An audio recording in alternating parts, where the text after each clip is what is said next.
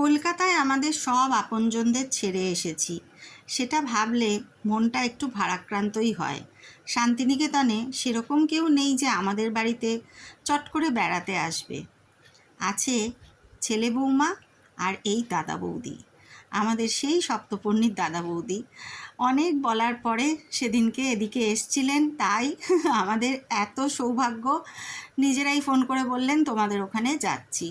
আমরা যে কি খুশি হয়েছি সবাই, বিশেষ করে আমার মেয়ে, সে জেম্মাকে জ্যাঠাকে এত ভালোবাসে, সত্যি মুখে বলে বোঝানো যায় না। আর জেম্মা জেঠুও তাই। জেম্মা জেঠুও যে মেয়েকে কি ভালোবাসে, টানতে টানতে দুজনে কত কি নিয়ে এসছে।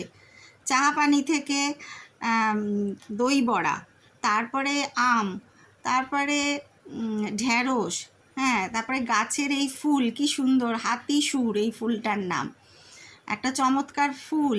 আর এই যে দেখো কত পোটলা পাটলি নিয়ে দুজনে এসছে আমাদের কাছে।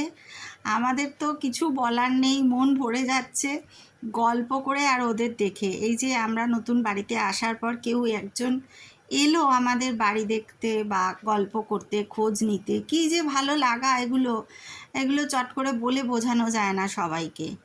খুব জমিয়ে আড্ডা মারলাম, ঘর দুয়ার ঘুরে দেখালাম, কি আর দেখাবো, ছোট্টখাট্টো আমাদের ফ্ল্যাট।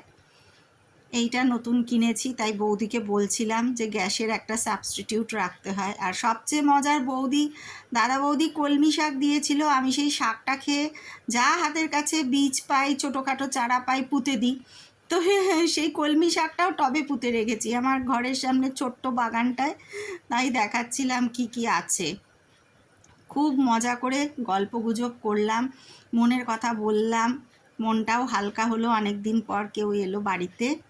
তারপরে আর কি, দাদা বৌদির তো চলে যাবেই, আর সন্ধে হয়ে এসছিল, আবার অনেকটা যেতে হবে। আমরা যেখানে থাকি সেখান থেকে বৌদিদের বাড়ি প্রায় মিনিট 15 টোটোতে, 15-20 লাগে। হিয়াও অনেক গল্প করে আনন্দ পেয়েছে সেদিন জেম্মার সাথে।